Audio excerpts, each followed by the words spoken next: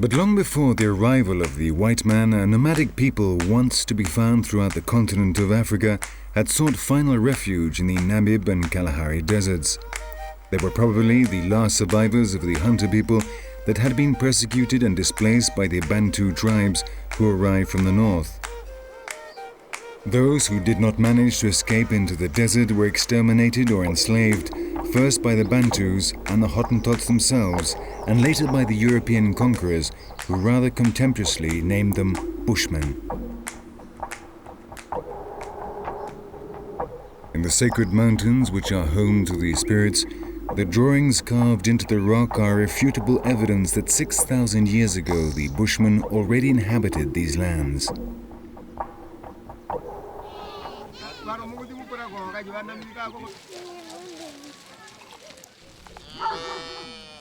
Nowadays, the majority of the 100,000 Bushmen that live in the Kalahari Desert are to be found in remote ghettos in subhuman conditions. Most of their cultural heritage has been lost. They now rarely hunt and subsist on the tiny benefits they receive from the government. There is a great deal of alcoholism. It's the only way they have of killing time. The authorities are trying to introduce agriculture and livestock farming, but these people who, for over 20,000 years, have been hunter-gatherers are finding it very difficult to adapt to this lifestyle. Some of them work for the white men or for neighboring tribes as hunters, farm workers or herdsmen in conditions of near slavery in exchange for food, clothes and tobacco. Historically, the neighboring tribes have treated them as pariahs with no rights. Since 1992, Amnesty International has been denouncing the abuses and torture they suffer at the hands of the military. Little by little, the situation is getting better, as in Botswana, for example, which in 1998 enjoyed the strongest economic growth in the world.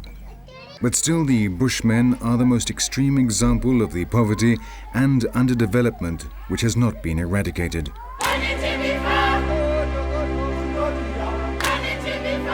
Little by little, they are losing ground, their territory reduced to an ever smaller area.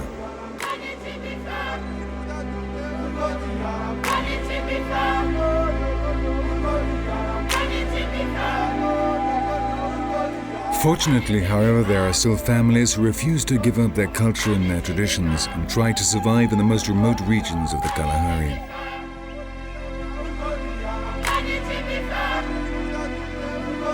Chonwati is a small settlement inhabited by just 4 families, a total of 14 people. The Bushmen live in small, scattered groups, adapting to whatever the land can offer.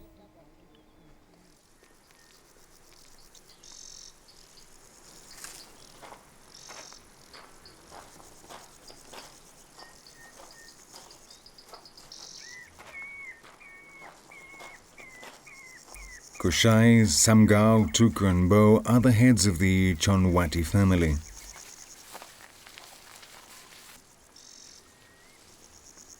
Several days ago they ran out of meat, the basis of their diet, and so have decided to set out to try to catch a hare in the area around the village.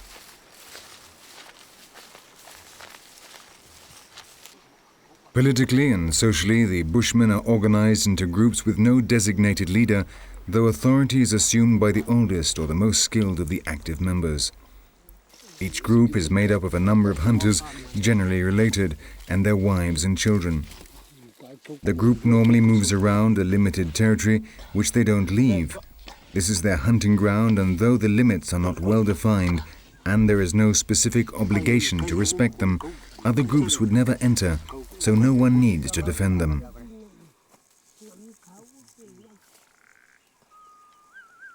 The technique they use to catch the hares is simple but extremely ingenious. Their only tool is a long, very flexible rod with a hook at one end, which they introduce into a burrow.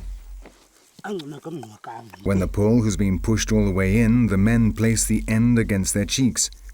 If they can feel the rod vibrating, it means an animal has been trapped on the hook.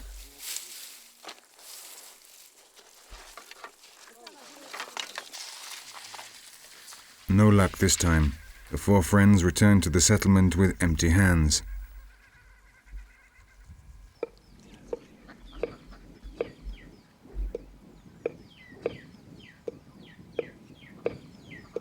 The extreme drought means the situation in the settlement is desperate. The only thing they have left to eat is millet, from which they make a bread, but this is not very nutritious.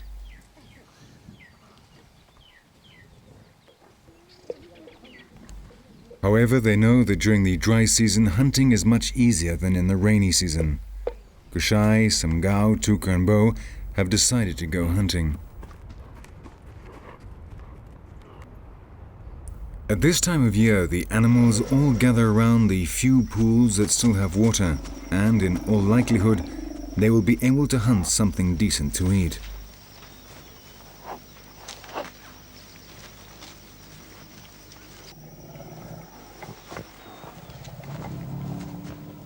Namibia is one of the African countries with the greatest variety of wildlife. In the Etosha National Park alone, the largest in the country, covering an area the size of Belgium, 114 species of mammals and 340 different types of bird live. The heat is absolutely unbearable and the large pachyderms are hurrying to get into the water. The big cats, just like the Bushmen, know that hunting is plentiful at this time of year. By the watering holes, the lions lie in wait, ready to attack, protected and camouflaged in the shade of a tree. Possible candidates for a swift death must be on the alert and are extremely jumpy.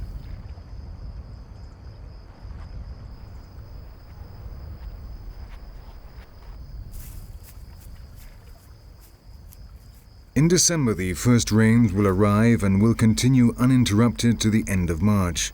During these months, a thick green blanket of grass covers the vast plains. The mammals spread out, finding a space in which to give birth, and once again life will return to Etosha. But for the moment, every drop of water essential for survival is precious.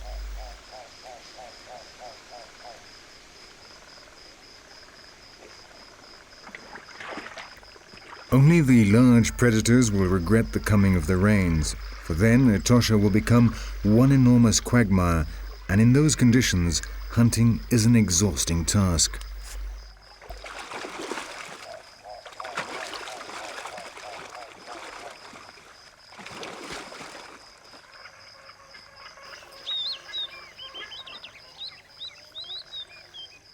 The elephants have to come here every day for their mud bath to get rid of parasites.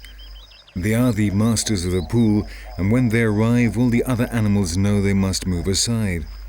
The Bushmen also fear and respect them, and will always try to avoid them on their hunting expeditions.